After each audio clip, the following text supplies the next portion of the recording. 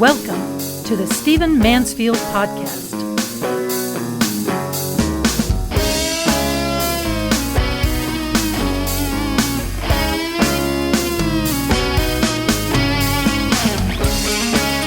Well, welcome to the Stephen Mansfield Podcast. Great to have you with me. And for those of you living in the United States, happy Thanksgiving. I'm recording this on the Monday just before Thanksgiving, 2019. And in fact, my topic today is because we're heading into the holidays. There is a certain style of speaking and presentation and even writing that bugs me.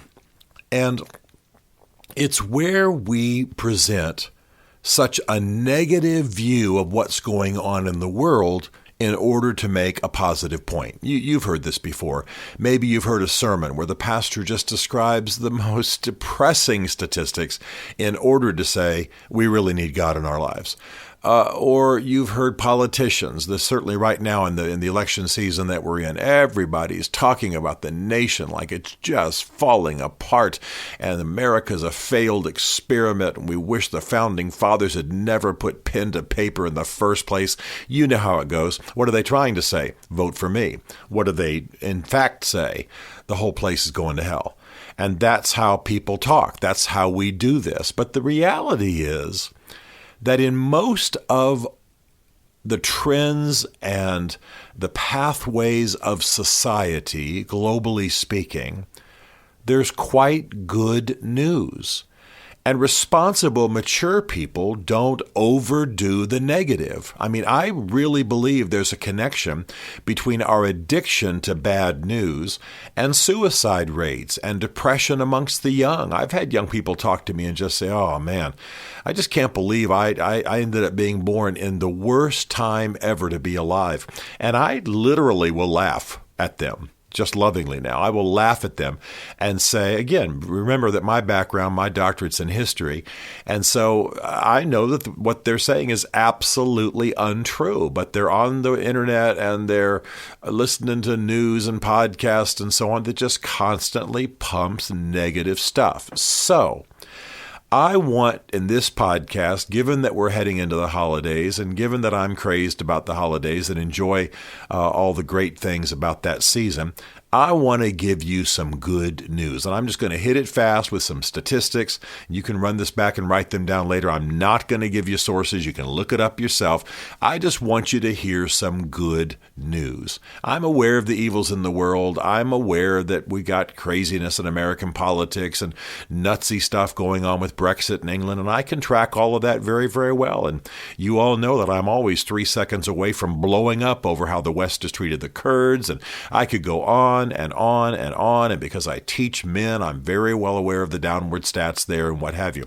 But just listen to this. Just hear some good news. Just let this stuff fill your soul. Just repeat this stuff at your holiday tables and with your family and friends and watch what happens. This is the good stuff that ought to make you grateful in your life and ought to bring some happiness and certainly ought to knock in the head the idea that we live at the worst of all possible times. Just consider some stuff.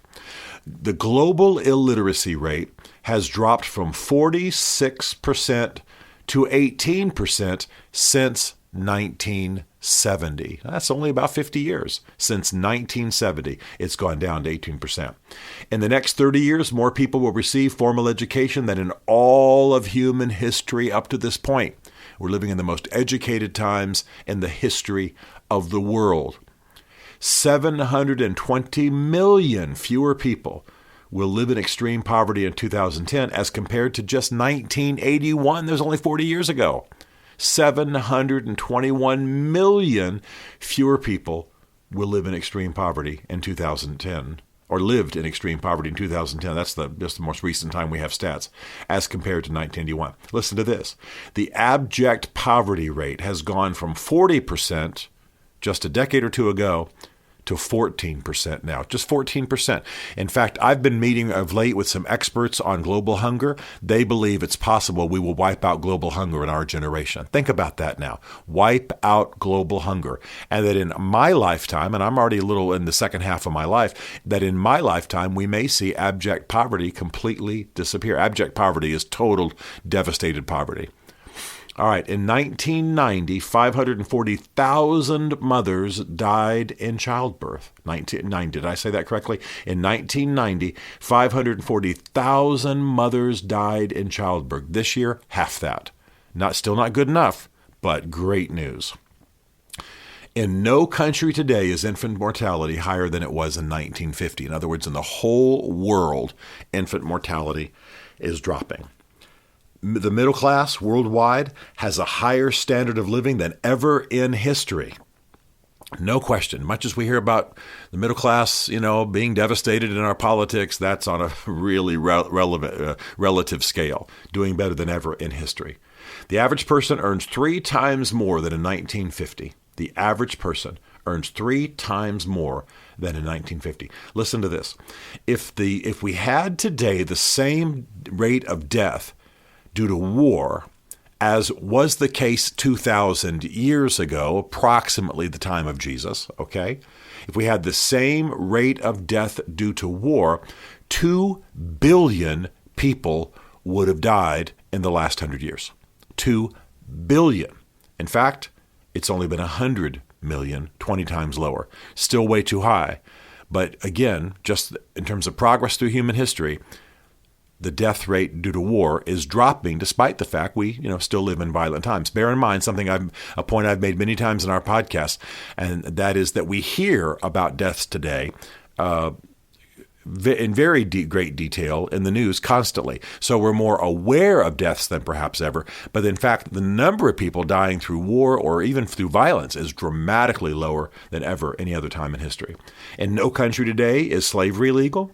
First time that hasn't been the case all through history, only the last couple hundred years. I mean, slavery was still legal in the U.S. as of 1865. What was that? It was only, 150 years ago, really. So, or a little bit more than that, 160, 170 years ago. Pretty amazing, okay? Less of humanity experiences war and conflict than in any other period in human history today. The murder rate is down 35-fold from the Middle Ages till now, 35-fold. Now, we're often picking on teens and seeing them as a sign of something terrible happening and all that. We got some challenges there, but listen to this. Smoking is declining among teens. There's half as much drunk driving amongst teens as there was in 1991. Drug abuse is dropping dramatically, down from 33% just a decade ago. Unwanted pregnancy and abortion are dropping dramatically. On average, if you have an average 1,000 people, the number of unwanted pregnancies has dropped from 61 to 26. In other words, take 1,000 average women, and the rate has dropped on average from 61 unwanted pregnancies per 1,000 young women, now down to only 26. The graduation rate from high school and college is higher than ever. And volunteer rates, the teens today volunteer more. It's now 37% higher than it was in 1991. Now, I could go on and on and on. I am not telling you we live in a perfect world. I am not telling you there's nothing to fix. But the idea that we're living in the worst of all possible times, ridiculous. The idea that you would rather have lived in some other period of history than today because it's so bad, no, ridiculous. A lot of good news, a lot to celebrate, a lot to be happy about.